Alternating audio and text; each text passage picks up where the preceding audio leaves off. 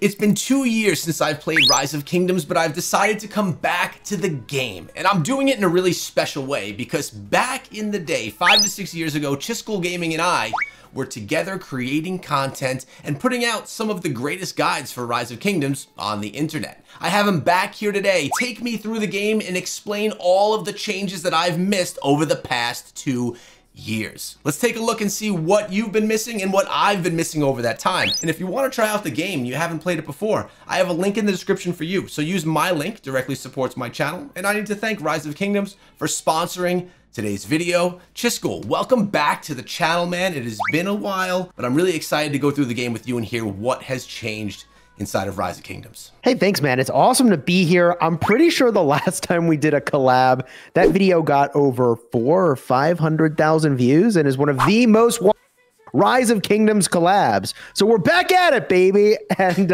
you missed a thing or two over the last couple years, but don't worry. I've been playing every single day, probably too many hours a day, enjoying myself along the way. And I'm happy to walk you through all the stuff that's changed in the game, man. No, I appreciate that. And for anyone that may not know Chisgule, he is the king of kingdom builders. On his channel, Chisgule Gaming, he covers Rise of Kingdoms and other kingdom builders every single day. I highly recommend you go check out his channel. It's linked down below if you're looking to dominate kingdom builders and mobile gaming. But we've put together approximately 5 different points of things that have changed along the way. I've put out hundreds of videos on this game in the past and really enjoyed my gameplay in there, but I want to know what there is now that I can look forward to enjoying. And I know that competitive combat is one of the biggest changes. And I'm talking about KVK and how that whole format is working inside of the game now. So Chisgule, can you give us a quick high level, what is KVK and why is it so great now compared to when it started a few years back? Yeah, man. So Kingdom versus Kingdom, this is the creme de la creme. This is why you play the game, is to get to this, because building up your city is fun and building up a collection is fun. But for the sake of what? Why are we here? Man, it's to smash. It's to smash against other kingdoms. You've got hundreds, if not thousands of players on a map together. And Rise of Kingdoms has been a pioneer in launching new and innovative formats where you can enter into an entirely different map, entirely different styles of play, combine your heroes in really interesting and exciting ways that you couldn't before. And I think this is a part of what has kept the game so exciting and so fresh. And so I'll point to the most recent KVK, which I'm playing in right now. It's a brand new format. It's the King of All Britain format, and they're actually going back in time, emulating when the Vikings were invading Britain. And you actually can collect some of the iconic historic figures that were there at the time, including Ragnar Lodbrok. So, you know, if you're into Viking lore and history, and I know I am, it's kind of cool to collect commanders that have actual historical relevance and then battle in this map, which, by the way, is actually designed after the sort of way that the Viking invasion had sort of happened. So, you know, you've got Vikings invading through East Anglia and Northumbria, and like they've named all the provinces after these historical places. So is it a like perfect historical map and representation? No, it's designed to be, you know, an engaging way to play the game as the priority. But these KVK formats where you're battling tons of players against each other in these gigantic maps, muscling for territory is a part of what makes it fun. And there's all this uncertainty that you just like don't know what's going to happen. And like weirdly enough, I'm going to give you a metaphor, man. Did you follow the Mike Tyson fight versus Paul at all? I followed it and I was up until 1 a.m. watching it, yes. Okay, so there you go. So a KVK actually follows the same format of initially there's a matchup where a whole bunch of kingdoms get paired together, okay? And then there's all this speculation and no one really knows for sure what's going to happen. I mean, everybody's got their theories. They all point to data to try to figure out and rationalize how it could go. But then eventually the fight happens and realities, okay, hit headlong with what the expectations were and new understandings of reality are formed. And that's a part of what makes this game so fun, is that it's happening on this grand scale. And you can maybe think you can predict, but there's so many things that go into driving this incredible experience that players are going through. And like, you know, yeah, it's an around the clock crazy experience if you want it to be. So I think KVKs are the biggest thing that keep Rise of Kingdoms really exciting, and that you've missed over the last couple of years is these new and exciting formats where they are even working with museums to get some of this history represented correctly, and they're doing these really cool collaborations. So that's all very new. Brother, you've been missing out. They're really fun. I know. I mean, I've been following a lot of your stuff that goes on when you live stream these events, and you brought up some great points I want to touch on. One, a lot of people who have never played Kingdom Builders before, they start playing because they see this whole building element that's a really addicting and fun gameplay style, and then you start to realize that it's not just about you in this world where you have to gather, fight barbarians and all of that, but it's actually a space where you have to work together with your alliance, you have to defend your territory, and then even go to these KVK stages of the game if players decide to get that deep into the game, which is extremely exciting. Which brings me to another point, which is combat. I remember back in the day, open field combat really let Rise of Kingdoms stand out as the best kingdom builder because you had the most control when you were out in the battlefield. Now, I'm sure there's been some tweaks and changes to how this works over the most recent years, so can you give me an update on just what does combat feel like and how does it work now inside of the game? Yeah, so the way that this works is you build an upwards of 7 armies that you're going to bring out onto the battlefield, and you're controlling them all at once. And over the last few years since you've played, the controls have gotten much more sophisticated. In fact, not only do we have a PC version that allows you to play with a lot of precision, but also now the mobile version just got an update that lets you have controls that get pretty close to using mouse and keyboard. I mean, it's hard to ever really perfectly match what you can do with a mouse and keyboard. Maybe I'm just jaded in that way, but like, it's really cool that you can control these marches with a pretty good amount of precision now as you go battle against other players. And also, you don't have to have like super high APM, that's actions per minute, to play, Rise of Kingdoms. This is not StarCraft. If you want, like, your team is grouped up here, the enemy team is grouped up there, you can just say, send my armies over that way and hit whatever's closest. And so, like, I don't want to give the impression that you have to be an extremely high APM player to enjoy this game. You don't. But also, if you are, like, there's a lot you could do if you really wanted to. All right, so gameplay has been enhanced. It gives you a little bit more control. I love that you mentioned that it's on PC now as well. That's something I never did get to experience, and I would assume that precision is a lot more, well, precise than it is when you're just playing on your small phone. So that's actually exciting too. And I'm assuming you could sync up your account with both mobile, PC, and it crosses over? Yeah. Oh, yeah. So, 1 second I could be on my iPad, the next I'm on my PC, or I'm playing on my iPhone. Like, you can just switch between all of them. And the controls have gotten much more sophisticated. I'll probably, send you some footage to show you this. But if I, bring an army out, I can sort of zoom out, and now every army's got an icon. So because there's so many different people fighting all at once, right? Like, you could zoom all the way in and you can see your sort of individual troops that are on this map. But you also can just zoom sort of way out, and then every troop is represented by an icon with what troop type it is. Is it archers, infantry, cavalry? Right? And when you play, you can sort of drag and drop to sort of select and target what you want to fight and very quickly make your choices on how your troops are going to be moving around on the battlefield. And this, when I show on the screen just a couple things, isn't a big deal. But, if, let's say, we're fighting against an enemy Echo, we're on this team, we got 200 people. Each person's got 5 armies. That's 1,000 things on the screen, And then there's the enemy, and they got 1,000 things on the screen, right? So the controls they've added over the last few years make it a lot easier to fight skillfully through those situations, which is really awesome, because I think a part of the hype is, like, you get into these really big brawls and you really just, like, don't know who's going to win. No, I love that. And when I was playing, I remember they started bringing out gear. You could do a lot of gear crafting, really, to kind of build out your armies. But from watching your streams and from diving back in, I've noticed that there's different types of army customizations now as well. So I wanted to learn more about that and how it actually impacts these big battles, if you don't mind. Yeah, happy to talk about that. The collection is sort of the thing you enjoy leading up to the battles and differentiates you, ideally, when you go and fight. There's tons of different iconic historical figures that you can go and collect, and they've released those, and they've added Echo, since you played, like lots of different ways of doing damage. So they've added commanders that do sort of smite damage. It's an alternative to skill damage, but is focused more on the way you do sort of normal attacks and counterattacks and going all in on that one vector. They've added true damage, archers that now heal you, and based on how much you heal, will then do true damage to the enemy, which is this like really cool, very recent sort of addition to the game. They've got combo attacks. So they're adding in these really cool mechanics, and you can pick which of these commanders you want to invest in and work on and really kind of customize the way you play the game. Most people, they sort of pick, hey, am I an infantry player, primarily a cavalry player, an archer player? But as you do that, you can work on equipment. And equipment was probably around while you were still playing, but they have subsequently added iconic tiers.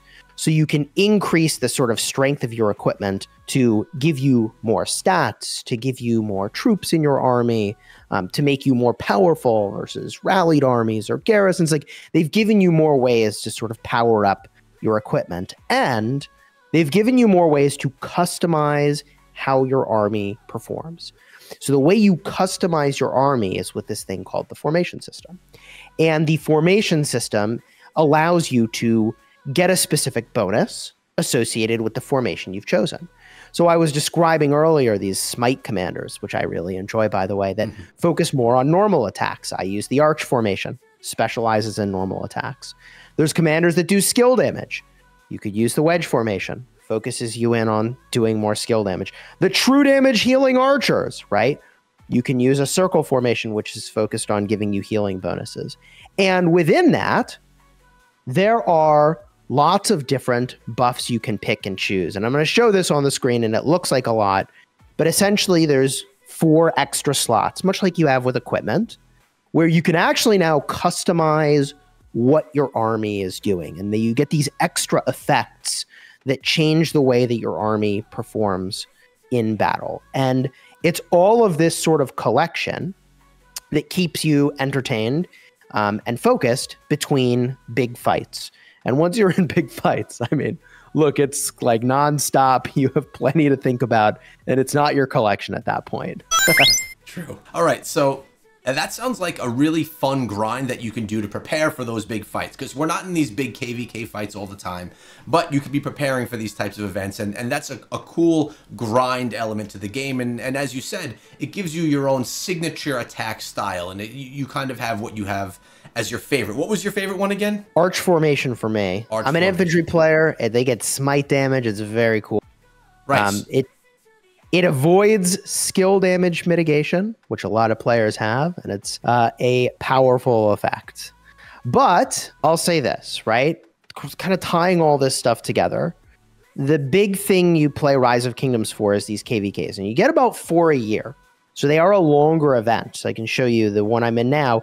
Been here for a few days, but I've got another 45 days of this. Wow. And it's not all fighting when you're in there. A lot of it is leading up to the fight, prepping for the fight, building into positions, and then the passes open into new areas and you slug it out. But you only get about 4 KVKs a year.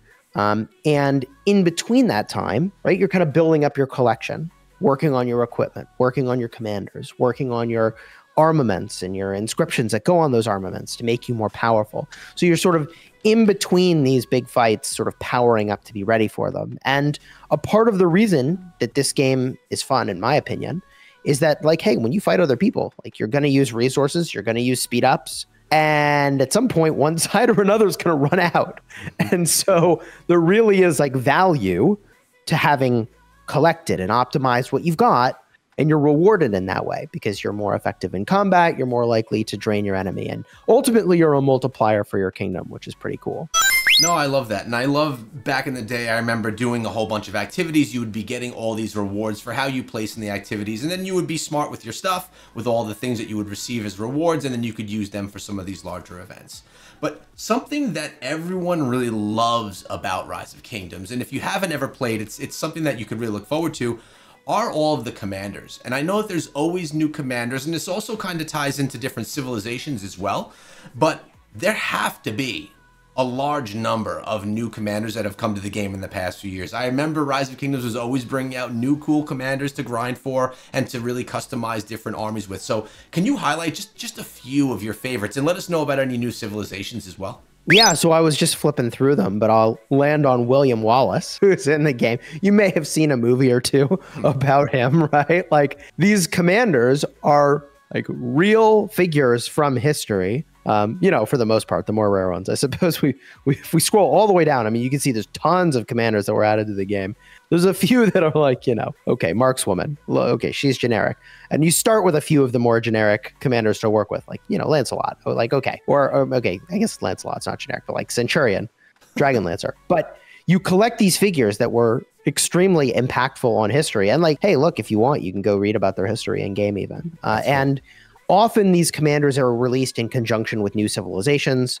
My favorite civilization is Greece. I'm an infantry player. They have a bunch of infantry bonuses. Your civilization in this game, it's not a huge impact on how your account ultimately performs, but I like to min-max. And so I'm an infantry rally lead in particular.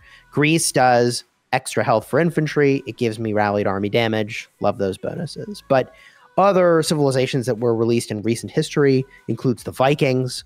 This release was extremely popular for obvious reasons. I'm enjoying this KVK I'm in now, reliving Viking history, and you know, you can recruit Viking commanders. Very cool. Egypt, obviously extremely iconic, added in the last few years as well. They're more focused on archers, and so each civilization typically focuses on a troop type and gives you some really powerful benefits. I know you mentioned Ottoman earlier. This civilization's really popular for the open field because it gives a bonus to skill damage. Everybody likes to do lots of skill damage, so this is a really popular civilization as well. But you have a lot of things you can customize in how your account performs. And as you play the game, you start to figure out like, oh, hey, I think I enjoy this style that infantry uses, or archers, or cavalry, or even Echo. Yeah. Since you last played, they added ranged combat. So you can now use your siege units. And I personally don't play with this particular play style, but it's very powerful. But you can use siege units, set them up in a tower, and you can shoot at people from a distance. I love that. It is pretty effective. So you'll get into these situations where there's like a body of water that you're having to fight through. And I'll see if I can maybe find a river somewhere to sort of show this, right? Where like you're shooting at an enemy over the water and like they can't get to you. And so like there's some very powerful strategic things you can do. Obviously being able to shoot at range. Normally in Rise of Kingdoms, or I should say historically, all that combat was up close and personal. And they've even got a new KVK format that highlights ranged combat in Rise of Kingdoms. So as I was mentioning, like the developers are trying to push the bounds for the way you can experience KVK in this game and give you different experiences, because your kingdom actually gets to choose which KVK format you're ultimately queuing up for. So you have a few registration windows in which you can kind of decide like, yeah, you know what we want to do is we want to play this one. Our kingdom registered for King of All Britain, and here we are in the new Viking KVK. We're in the Pioneer version. This is the first one, Echo. I'm having a good time with it. Now, this all sounds awesome, man. It actually is getting me excited to dive a little bit deeper into things and kind of experience what you're talking about. But we have a lot of people who, if they're still watching this video, they're like, I think I'm going to actually try out this game. They went down, they clicked on the link in the description, and they're wondering one question. Chiscool, what is the starting civilization that they should be playing with? And it's the question that every new player has to ask. So why don't we just tell them right here? Yeah, so I think the best starting civilization is going to be China. And the reason is that you want the building speed boost. You're going to use that to rapidly power up your city hall level, and you're going to focus that above all other things. Unlike other games where you might want to level things up evenly, here you're really rewarded for pushing as far as you can on your city hall level. And from there, once your city hall level is high enough, you'll then use a free item you get to switch civilizations to pick something else. And you'll know what you want to do by that point. And you'll have a much better idea of kind of what's going on. So all you really need to know is, oh, okay, start with China and I'm good to go. I used to also heavily advocate for Britain, which is also a fine starting civilization. The training speed is really cool, and you start with Boudica. So Boudica is a great commander to start with, but a part of, see, I've gone off the deep end here. This Echo, this could be a whole video, brother. But like your starting civilization dictates which commander you're going to get extra sculptures of. Obviously, as we've talked about, sort of what bonuses you get. And also there's a special unit, but that doesn't matter to you at the start of the game. So either Britain for Boudica, which is, I think, a fine choice, but more likely these days, everybody's aligned on like probably just China is the way to go. I appreciate it. I'm glad that you shared, because I know that that's what people are thinking about. But I know that a lot of other questions that people have, you've covered on your channel. And when you're going live on the live streams, you talk about all of these types of things. So again, I want to let everyone know that you are putting out videos on a regular basis on the Chisgule Gaming channel for all kingdom builders, really focusing in on Rise of Kingdoms. To go check them out, I'll be linking it down below. As you can tell from the discussion, Rise of Kingdoms continues to be a leader in the kingdom builder space, even though there have been so many other competitors that have come to the scene. And they're doing this by implementing new and enhanced gameplay every step along the way over time. From new ways to battle, to new commanders, to new civilizations, Rise of Kingdoms is a game that still today is worth you downloading, and you should use my link in the description. And thanks again to Rise of Kingdoms for sponsoring today's video.